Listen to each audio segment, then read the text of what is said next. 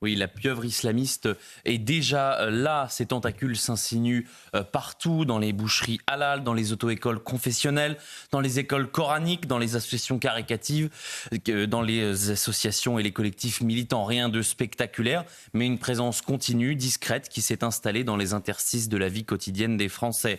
Ceux qui ont voulu voir savaient, des enquêtes existaient, des rapports circulaient, des livres alertaient, mais jamais, jusqu'à aujourd'hui, un document estampillé République française n'avait reconnu noir sur blanc l'ampleur de cet entrisme. C'est chose faite, reste maintenant à agir et à aller plus loin, car tout n'a pas été dit. Ce dimanche, nous publions une cartographie inédite de ces structures islamistes locales, conçues pour encadrer, influencer, fidéliser les musulmans, je cite, du berceau au tombeau, selon les mots du renseignement territorial. 14 écosystèmes islamistes sont recensés, ils prennent deux formes, les verticaux, organisés autour d'une mosquée centrale qui rayonne autour d'un tissu d'associations, de commerces ou même d'écoles coraniques, et puis les horizontaux, structurés autour d'une seule entité associative, souvent éducative ou communautaire, mais sans façade religieuse apparente. Dans les deux cas, le résultat, il est le même. Ces structures prennent la place des services publics dans les quartiers abandonnés. Elles comblent les vides, pas pour servir la société, mais pour la transformer.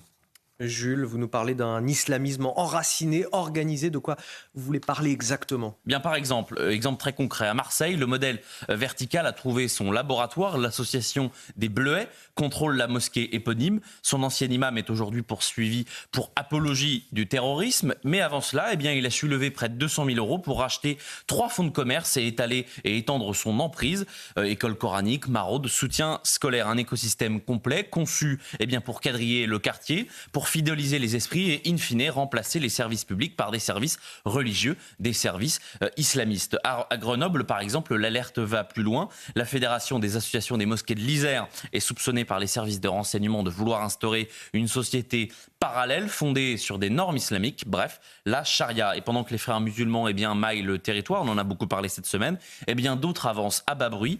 Depuis 2020, par exemple, le nombre de fidèles fréquentant les mosquées salafistes ont bondi de 39%, moins organisés mais plus radicaux. Les salafistes refusent tout compromis, ils proscrivent la mixité, ils rejettent toute forme de modernité occidentale.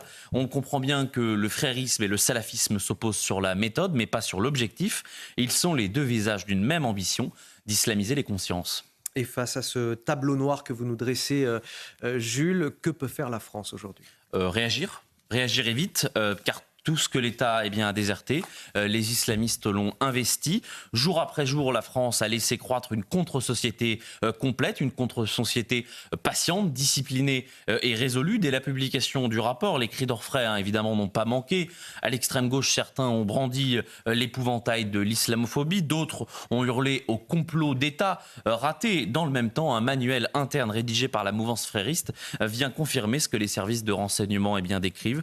L'ambition d'islamiser la France n'est ni un fantasme ni une caricature, c'est bien une stratégie. Elle s'appuie sur des leviers puissants et il y en a notamment deux, une immigration récente, majoritairement musulmane, et une détermination militante de réussir là où la République, elle, a renoncé à assimiler et à intégrer. Or, c'est là le point aveugle de ce rapport. Il n'aborde ni l'immigration massive ni l'assimilation. Il ne convoque ni l'histoire ni la culture française pour opposer un contre-récit à l'offensive islamiste. Pire, parmi les préconisations, on trouve l'apprentissage par exemple de l'arabe dans les écoles ou la reconnaissance de l'État de la Palestine, comme si la réponse à l'entrisme passait par de nouvelles concessions supplémentaires. Le rapport a toutefois cette lucidité, il reconnaît que les valeurs de la République ne suffiront pas à enrayer le récit islamiste, encore faut-il avoir autre chose à opposer, un vrai projet. Alors une question demeure. Que voulons-nous vraiment défendre ? Des valeurs, soit, mais lesquelles ? Et dans quelle langue commune ? Ou est-ce que bien il faut défendre un mode de vie, une manière de penser, de parler,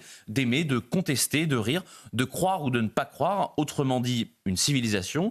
Et une civilisation, ça ne s'affirme pas, ça se transmet ou ça s'éteint.